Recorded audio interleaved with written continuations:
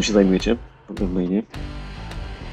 To znaczy, jeżeli o mnie chodzi, to ja głównie infrastruktura, sieci SAN u nas, storage, tak, plus backup. No i oczywiście ta część obliczeniowa też, ale bardziej w kierunku hardware'u, tak tutaj, no tak bardzo skrótowo mogę powiedzieć. Bardziej tutaj idę w hardware, plus jakieś takie sprawy związane z backupem storage, no tak jak mówiłem wcześniej. Jesteś całkowicie moim człowiekiem, no mój świat, uwielbiam to. Wojtku, a ty powiedz? A ja bardziej właśnie kwestie, powiedzmy, software'owe, tak? Czyli właśnie systemy, aplikacje, no wirtualizacja oczywiście, backup również, tak? Tutaj też głównie ta część software'owa, więc Michał bardziej tutaj hardware'owo działa, uzupełniamy się bardziej tutaj z software'em i tak to u nas sobie wygląda. Cały tandem techniczny, reprezentacja silna. No nie wspomniałem, no wirtualizacja oczywiście też, tak, natomiast tak, no, tak jak mówię, to tam nie, bardziej to Wojtek, ja tam się podłączam czasem pod to, tak. Natomiast no wiesz, to niszowe technologie, wiesz, to jest coś nie, no to wiesz, nie wszyscy muszą. Słuchajcie, no witam Was w Evolution Castie, 40 odcinek. Dzisiaj z nami słuchacze, widzowie Main. Jest to nasz partner CSP, Michał i Wojtek. O czym będziemy rozmawiać? Chciałbym w tej takiej krótkiej serii, żeby nie nazwać tego tryptykiem albo 4-odcinkowym zestawem, zobaczymy jak to się potoczy. Chciałbym porozmawiać trochę o scenie polskich dostawców usług cloudowych, bo jak myśli się cloud, to często myśli się hyperskalerze od razu. Natomiast mamy naprawdę ciekawą scenę w Polsce, która dostarcza fenomenalne usługi. To są ludzie wśród Was, których może nawet znacie. Jedną z tych firm jest Main. No dobra, panowie, no to powiedzcie trochę o tym, czym jest Main, skąd się wziął, jakieś story tej firmy.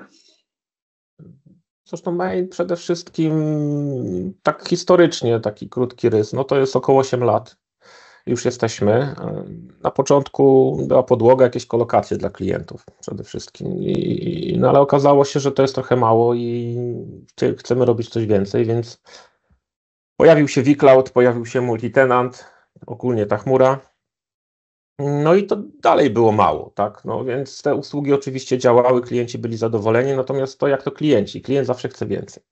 No i pojawiły się usługi wprost dedykowane dla klientów, związane czymś powyżej hypervisora, powyżej tej całej wirtualizacji.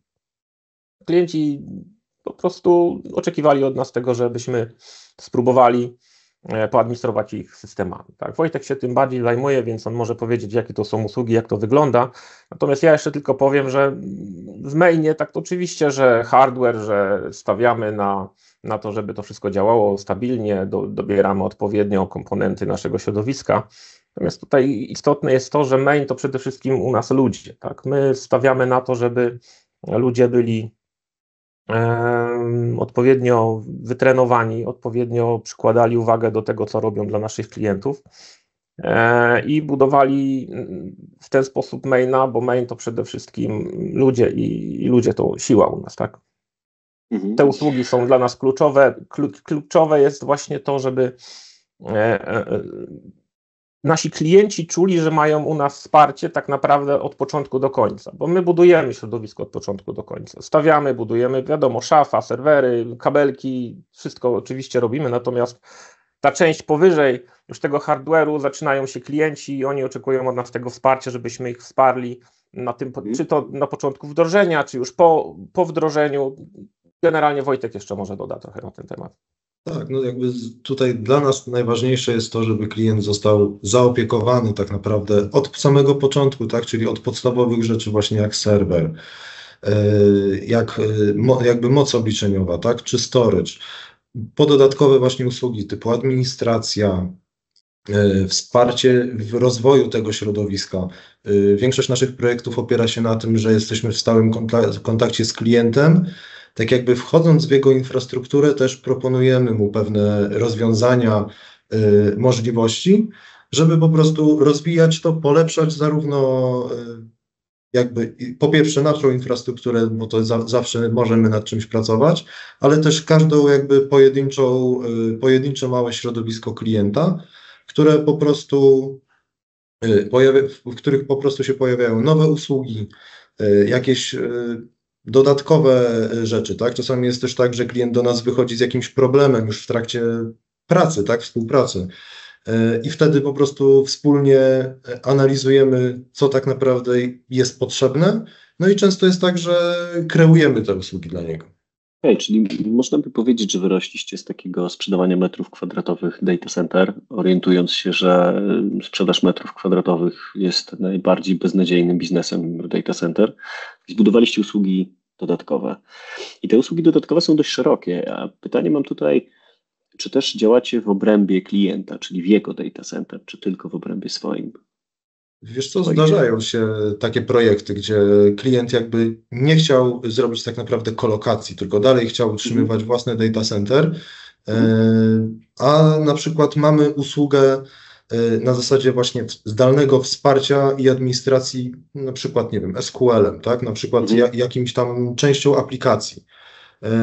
I tutaj akurat też współpracujemy z podwykonawcami klienta, żeby po prostu wspólnie świadczyć kompleksowo jakby usługę dla niego, ale już na zewnętrznym jakby środowisku dla nas.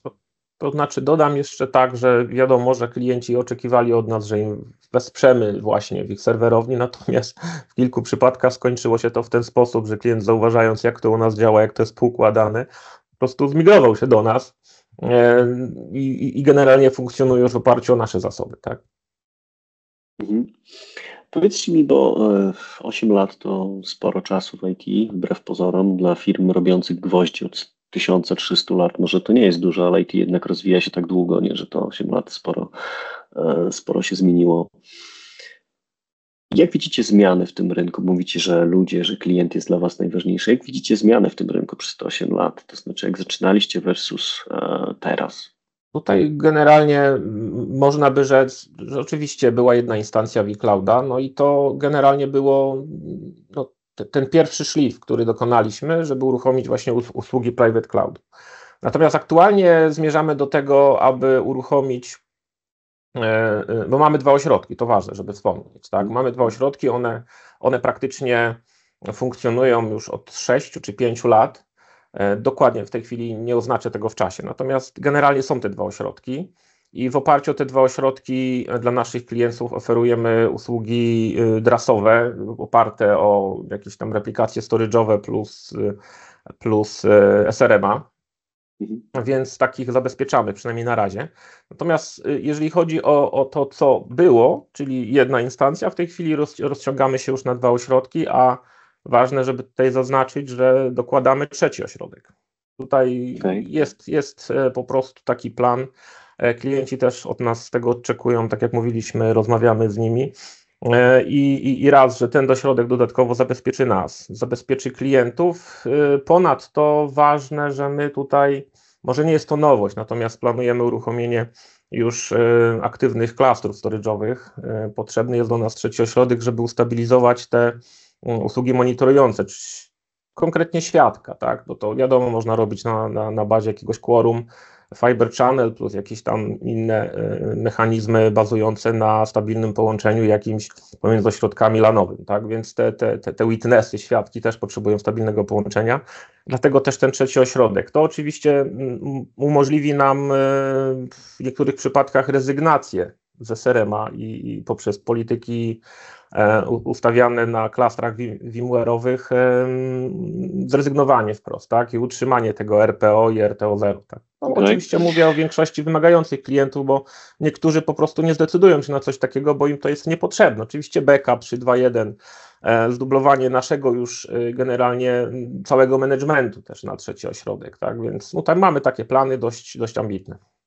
Tak, no tutaj jeszcze warto wspomnieć może, że też jakby przez te lata też zauważyliśmy właśnie w rozmowach z klientami, że tak naprawdę klienci uświadamiają sobie, jak ważne jest właśnie bezpieczeństwo tych danych właśnie, tak? Stąd też ten rozwój jakby nasz pod kątem tego 3 ośrodka, żeby lepiej zabezpieczać, jeszcze dodatkowo lepiej, tak? Już w tym momencie na 2 ośrodkach, natomiast docelowo na 3, ponieważ już też klienci po prostu coraz więcej chcą zabezpieczyć swoje środowisko na wypadek jakiejś awarii takiej mocno nieprzewidzianej, już nie tą pojedynczego hosta, tak, tylko już coś większego, prawda, żeby zawsze mieć ten plan disaster recovery dobrze opracowany i mieć pewność, że on zadziała.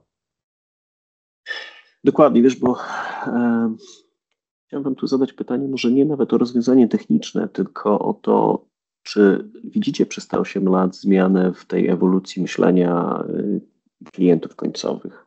To czy oni poszukują bardziej zaawansowanych produktów, czy jednak większość z nich wystarczy, że robią jeden backup?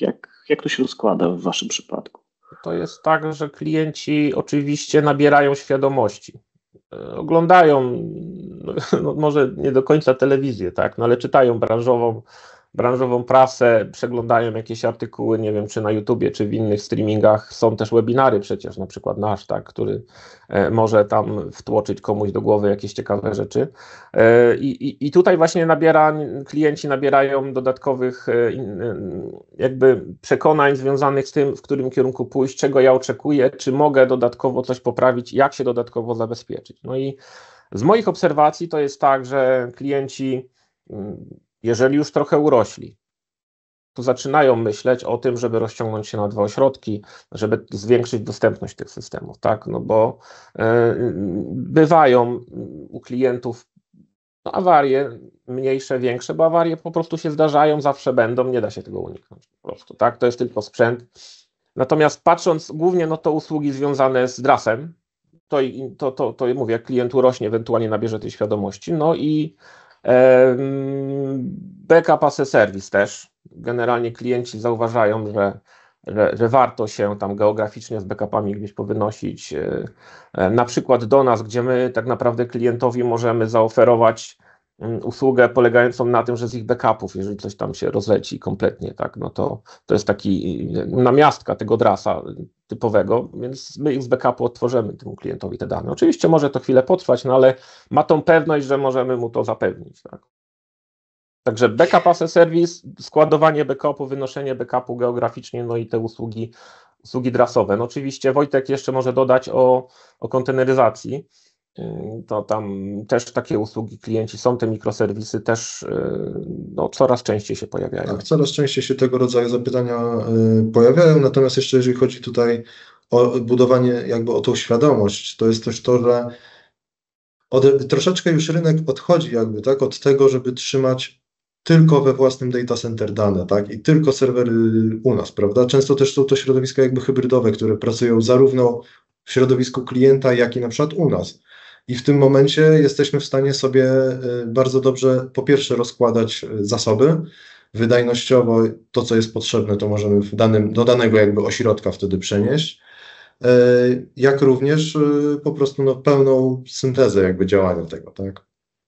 To też ta świadomość też jeszcze dodam jest taka, że klient niekoniecznie decyduje się, żeby przenosić wszystko do nas.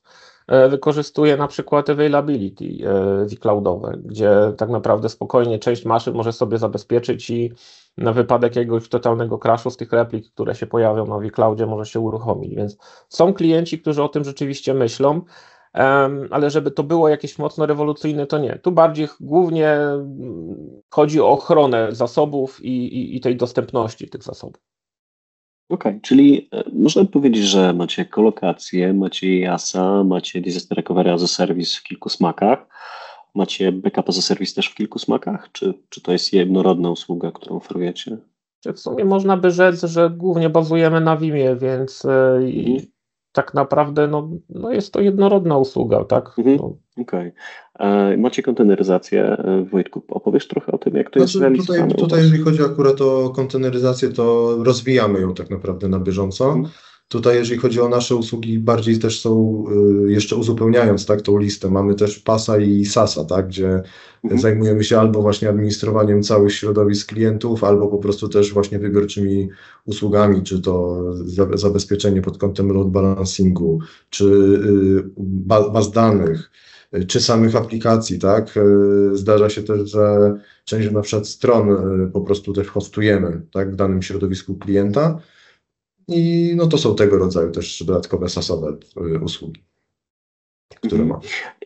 I ten SaaS jest tak naprawdę realizowany w taki sposób, że tworzycie dedykowane środowiska dla klienta, którymi wy zarządzacie, on natomiast korzysta tylko z interfejsów wystawionych do niego, tak? Również, ale nie tylko, bo ogólnie jakby środowiska też tworzymy elastycznie. To jest tak, że jakby rozmawiamy z klientem jakie są jego oczekiwania i dopiero wtedy tak naprawdę definiujemy, tak, czy lepiej, powiedzmy, definiujemy, czy lepiej przejść jest na środowisko dedykowane i stworzyć rzeczywiście od zera stricte tylko dla jednego klienta całe środowisko, tak, poprzez wszystkie serwery, macierze i tak dalej, przyłączniki.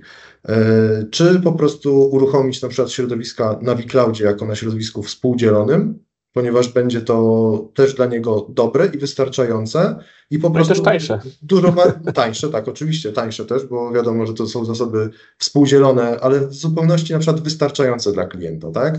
I nie ma znaczenia, czy będziemy administrowali dedykowanym środowiskiem klienta jako dla nas dedicated private cloud, tak? Czy private cloud na przykład właśnie na vCloudzie, który jest oparty. Jasne. Na jednym i na drugim środowisku stworzymy w zasadzie taki pakiet usług dobierzemy, żeby po prostu spełnić też założenia, oczekiwania klienta. Mhm. Czyli mamy PaaS-a, który jest w miarę wyjaśniony, SaaS też. Czy coś jeszcze jest w waszym portfolio? Czy chcielibyście powiedzieć dla ludzi, którzy nas słuchają? Modne w tej chwili jest ESG, więc mamy u nas ARMy. Więc tutaj patrząc na ten cały zrównoważony rozwój i nie tylko, bo serwery ARM bardzo ciekawie funkcjonują w tych wielowątkowych zastosowaniach i mamy z tym pewne doświadczenia. Technologia jest u nas od niedawna, natomiast już możemy powiedzieć, że ciekawie wyglądają bazy danych, ciekawie wygląda też konteneryzacja. Także tutaj są takie smaczki, co mogę wspomnieć. Możemy powiedzieć o Frankfurcie, gdzie korzystamy dodatkowo z Fabrika Equinixowego, ponieważ ta nasza druga serwerownia, która jest aktualnie druga, jest w Equinixie, więc ten Fabrik Equinixowy wykorzystujemy i to jest też dość ciekawa opcja dla klientów, którzy potrzebują na przykład wynieść się, czy to z backupami, czy z replikami poza granicę kraju. Na przykład, tak. Mamy niespokojne czasy, więc taka opcja zawsze istnieje. No i kiedy klient otrzyma informację o tym, że taka możliwość jest, no to zaczyna się zastanawiać, no i ten proces decyzyjny od razu rusza, tak, zapala się lampka. Natomiast ważne, żeby zaznaczyć też to, że wykorzystując chociażby twarde repozytorium VMowe, które można sobie wykreować jako dodatkowe obok standardowych backupów i umieścić je na przykład poza granicami kraju, to się robi już ciekawie, bo tak naprawdę ciężko dostać się tych danych. Klient zabezpiecza się dodatkowo przed ransomwarem. Ciekawa opcja. Wróćmy na chwilę jeszcze do tych ARMów. Jest to dość ciekawy produkt, myślę, na rynku. Co na nich robiliście ciekawego? Tak w trochę większych szczegółach. W czym się bawiliście? Tutaj, jeżeli chodzi o ARMy, to tak naprawdę zrobiliśmy sobie testy głównie z Oraclem tak naprawdę, tak? Gdzie po prostu bazy danych bardzo fajnie działają, to co właśnie Michał wspominał, tak, wydajnościowo. Fajnie działa Oracle, robiliśmy właśnie kilka takich podejść i rzeczywiście wygląda bardzo obiecująco wydajność tych serwerów. I rzeczywiście jakby jest to dopasowane, tak? Tutaj też przy ARMach akurat troszeczkę trzeba odbiec od naszego FCK, tak, którego bardzo, bardzo korzystamy. Tutaj akurat macierze iSCSI pasują po prostu do nich z uwagi na pełną kompatybilność, tak? Póki co jeszcze FC nie jest wspierane. Nie ma wsparcia dla FC właśnie. Zobaczymy, co będzie dalej, tak? Ale tutaj akurat też zupełnie inne połączenie, tak, po iSCSI, ale również fajnie to działa, jeszcze tym bardziej jak dołożymy do tego dyski NVMe. To są wielokorowe, tak? Rozwiązania wybitnie wielokorowe, tak? Czy to jest wiele procesorów? W tym jak się to jest jeden, my akurat mamy jeden procesor 128 korów. Okay, czyli wielokorowy jeden. Wielokorowy jedno CPU. Okay. Konteneryzacja? Wspominaliście, że uruchamialiście na tym jakiegoś czystego Kubernetesa, czy coś? Na ARMach jeszcze nie testowaliśmy jeszcze, tak, jeszcze nie mieliśmy okazji. Jasne. A jak wygląda jakby oszczędność energetyczna? Jest zauważalna, czy to jest tak coś, co można sobie włożyć między bajki? Podaliście to? Znaczy, zrobiliśmy tabelkę, ona nie jest jakoś szczególnie wiążąca, no był tam uzysk, tak, natomiast no, przede wszystkim uzysk był wydajności, natomiast jeżeli chodzi, no to tam, no w tabelce pokazano, tego prądu było trochę mniej, tak, natomiast żeby to była przepaść względem tego, co żarłaby standardowa maszyna intelowa na przykład, no to nie mogę powiedzieć, że to jest tak zrobione, że no od razu to widać, pierwszym rzut oka. Tak, ale w sumie jak policzysz sobie to pod względem tego, ile jesteś w stanie przetworzyć w czasie, no to się zmienia trochę percepcja, nie?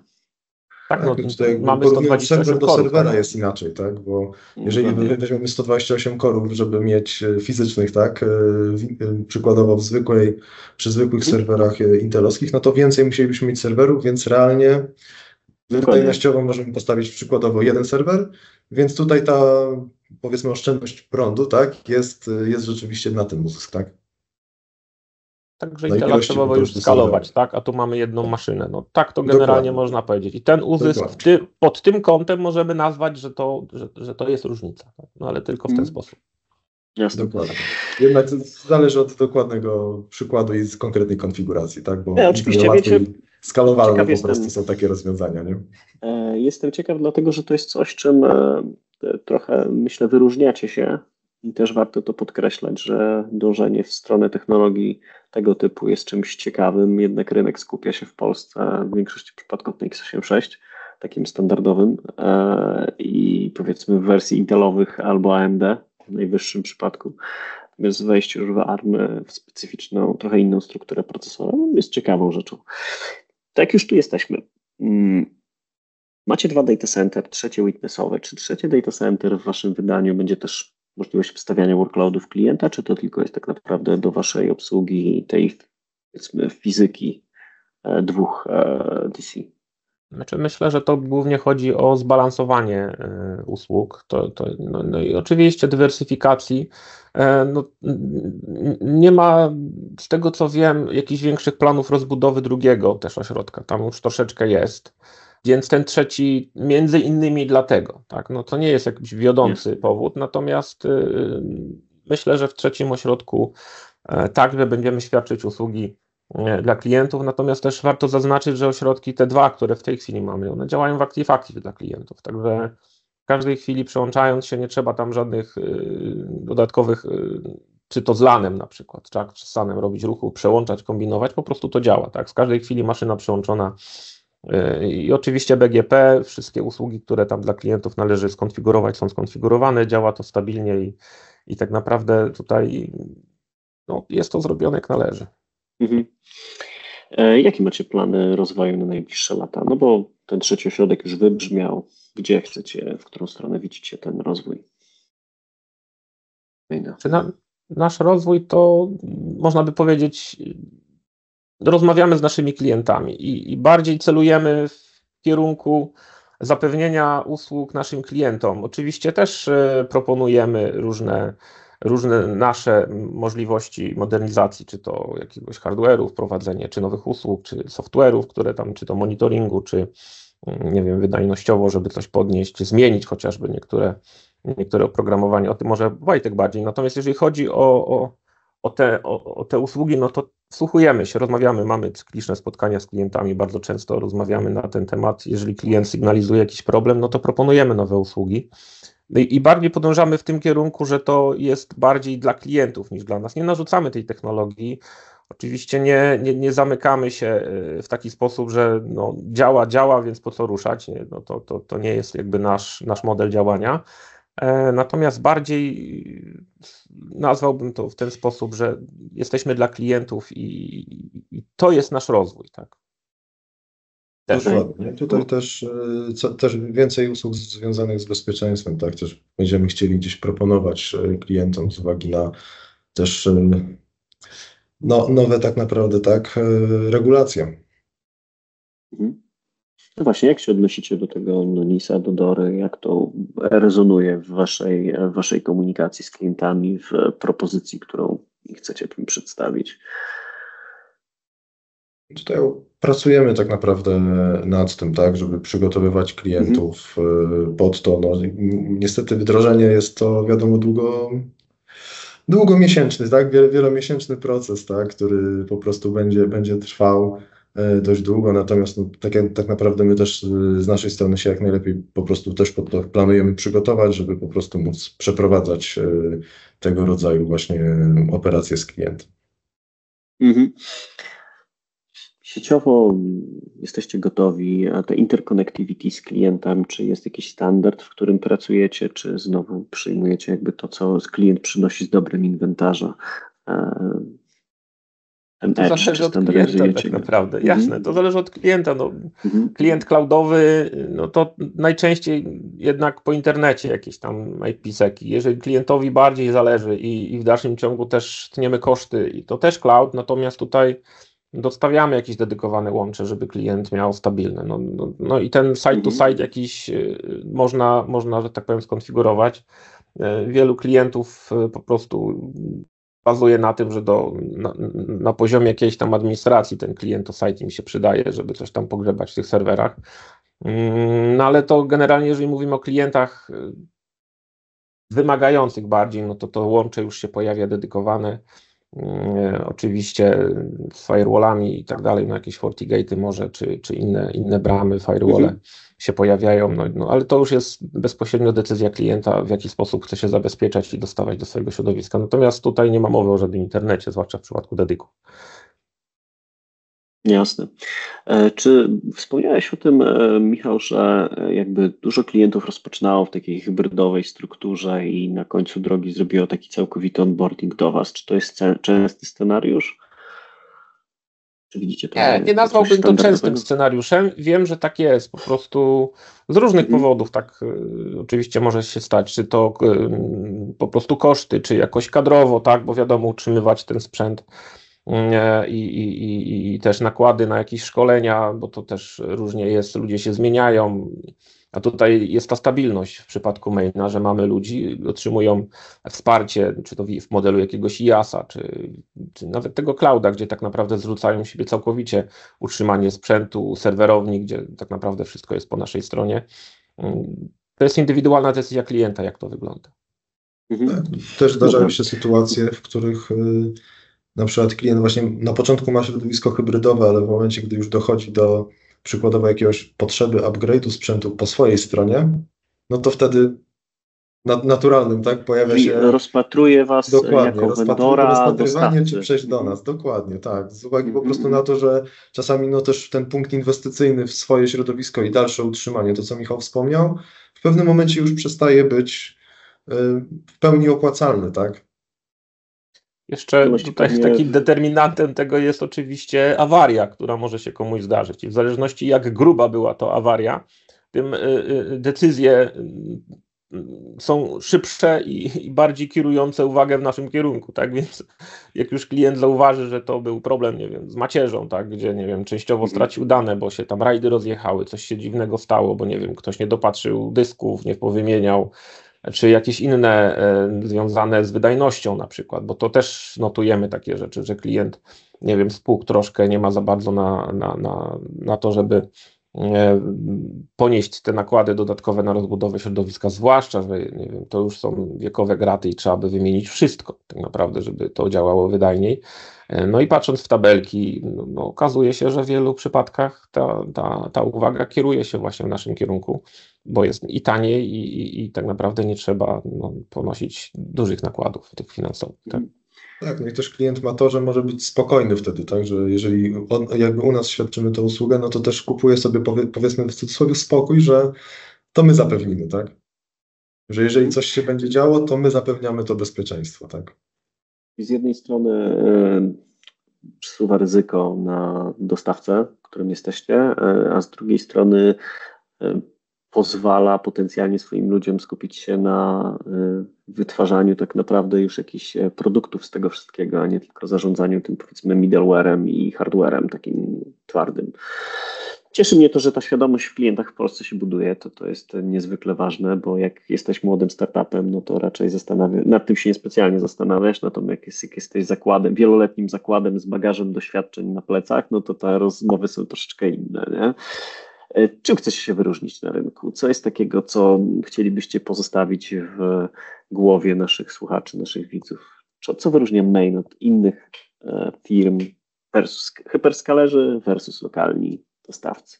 Myślę, że z naszej strony to jest tak naprawdę customowe podejście, tak, do każdego klienta indywidualnie, gdzie zarówno jakby te prywatne, dedykowane środowiska szyjemy na miarę klienta, więc wsłuchujemy się w jego potrzeby i dopiero tak naprawdę projektujemy środowisko, przedstawiamy możliwe opcje, tak. No i też, co ważne, staramy się, żeby klient zawsze był u nas zaopiekowany, zarówno nieważne jaką ma usługę, tak? Czy to będzie czysto tylko usługa IaaS-owa, czy to będzie właśnie coś rozszerzonego, PaaS, SaaS. Ważne, żeby po prostu z nim zawsze rozmawiać. No i w zasadzie budować relacje z klientem, jeżeli klient ma poczucie u nas, że pomożemy mu. Po prostu nie zostawiamy klientów samych sobie, bo no różnie bywa. Czy to, nie wiem, odpadnie komuś troszeczkę kadry i też stoi w miejscu, nawet jeżeli to jest jedna maszyna wirtualna w cloudzie, to zawsze można wykonać telefon do klienta, porozmawiać z nim, czy na odwrót nawet. Jeżeli to jest jakaś grubsza rzecz, no to oczywiście tam trzeba klienta odpowiednio ofertę przekazać, tak, ale to nie jest tak, że my odcinamy się od klienta, uruchamiamy usługę, bo jest regulamin i, że tak powiem, drogi kliencie, spójrz na druczki, małe, duże, masz usługę, to sobie radź, tak, z tym wszystkim. No, to tak u nas nie działa. Okay. Czyli można by powiedzieć, że takie dedykowane podejście, trochę bespoke, tak, szyjecie na miarę. Z drugiej strony opieka handlowa w języku polskim dedykowana, plus opieka techniczna w języku polskim dedykowana, tak? Bo od tego w sumie nie wspomnieliście, czy od początku do końca wszystkie linie supportu są polskojęzyczne. Jak to u Was działa? Tak, znaczy polskojęzyczne, angielskojęzyczne, tak, więc to jakby też nie ma problemu. Tak. Supportujemy, w zasadzie opiekujemy się klientem tak naprawdę od początku, tak, od rozmów po właśnie później technikalia.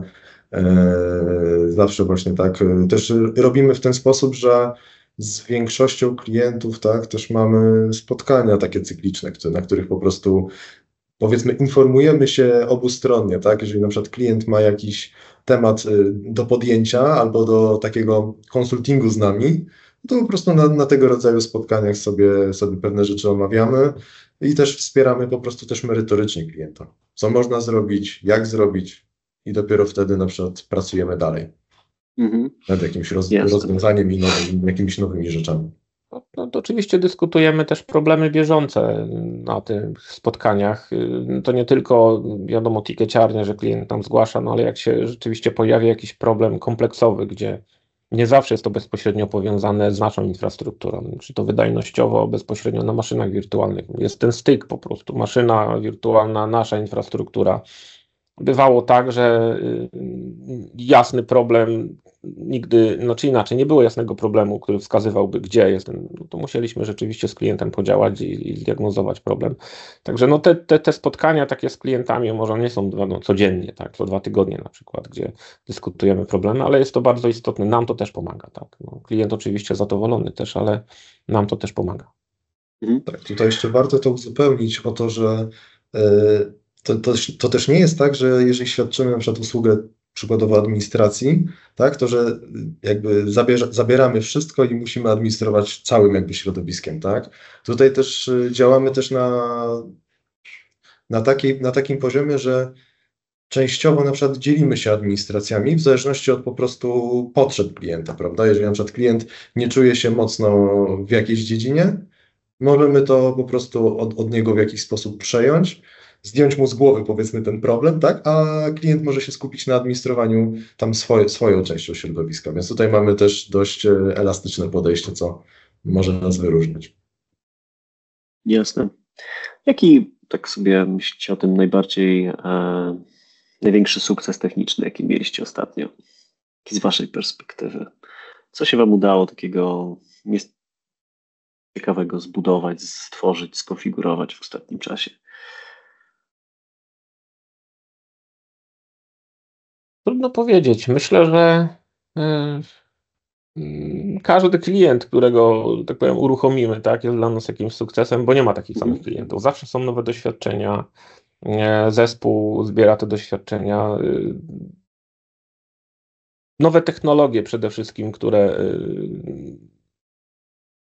identyfikujemy u klienta podczas uruchamiania, czy to monitoring baz danych, ciekawe rzeczy. Tu u jednego z klientów właśnie, nie pamiętam jak to się nazywało, to narzędzie do monitorowania u tego klienta, tego Oracle'a i tych... DB Watch, z tego co tak, pamiętam. no, ciekawe narzędzie na przykład u Bardzo fajne DB Watch, narzędzie, gdzie tak. tak naprawdę można monitorować i Oracle'a i wszystkie bazy po kolei, przy okazji nimi jeszcze dodatkowo za pomocą tego narzędzia zarządzać tymi bazami. Dość unikalne, ale fajne, no więc tak jak mówię, czy to sukces? To nie był sukces, to było to, że nabraliśmy nowych skillsów, bo nie znaliśmy na przykład takiego narzędzia wcześniej. Ale czy my mamy jakieś sukcesy takie Myślę, że technologiczne? fajnym rozwiązaniem w sensie było też uruchomienie tych serwerów ARM z macierzą, tak? Bo to było coś, co mogliśmy robić jako w sumie jedni z pierwszych, tak? Więc mało tego jest na rynku, tak? Więc myślę, że to było taką fajną rzeczą, którą ostatnio udało nam się uruchomić. No i taki sukces, który w drodze, no to 3. ośrodek, tak? Więc planujemy to pospinać aktywnie i zobaczymy jak to w czasie się zepnie, kiedy uruchomimy ten ośrodek. Natomiast jest to dość ambitne, bo no, tak jak wspomniałem, wiele usług wyląduje właśnie w 3. ośrodku. Zbudowanie tych aktywnych klastrów, to znaczy takie klastry już budowaliśmy, tak? Natomiast produkcyjnie nie zostały uruchomione. No, jest troszkę do roboty, no, nazwałbym to, że no, to takie małe sukcesy, takie większe w drodze są dopiero. Słuchajcie, no to przede wszystkim o to chodzi, żeby robić coś ciekawego, nie tylko cały czas to samo, nie? No to jest główna sprawa. Unikamy tego, żeby być odtwórczym, no wiadomo, w niektórych przypadkach nie da się tego inaczej zrobić, ale no staramy się, żeby to było zawsze zrobione dobrze. Jeszcze taka propos tych ARM-ów, bo mówię, temat jest na tyle ciekawy, bo jest taki mocno wyróżniający. To jest odpowiedź na potrzebę klienta, czy to jest wasza własna inicjatywa zbadania tego rodzaju platformy? Powiem Ci, że to akurat z jednej strony była to nasza propozycja, natomiast po prostu w rozmowach z klientem też jakby z drugiego źródła miał informację, że na ARM-ach bazy oraclowe bardzo fajnie i wydajnie działają. No i po prostu postanowiliśmy, tak, wspólnie po prostu zaproponowaliśmy środowisko POC, gdzie klient mógł to sobie przetestować. Super, I czyli proaktywna odpowiedź. Jest po prostu klient z tego zadowolony, tak, to więc to jak najbardziej, dlatego też po prostu weszliśmy w to dalej, tak. Super. Słuchajcie, dziękuję Wam bardzo. Ja zapraszam do subskrybowania i do lubienia kanału naszych podcastów. Tymczasem chciałbym Wam podziękować jeszcze raz. Michał, Wojtek, bardzo przyjemnie się rozmawiało. Już niedługo kolejne odsłony, kolejni partnerzy CSP będą opowiadać o swojej infrastrukturze, o swoim pomyśle. Tymczasem dziękuję Wam ślicznie i do usłyszenia, do zobaczenia. Dzięki. Dzięki, do usłyszenia. Cześć. Dzięki.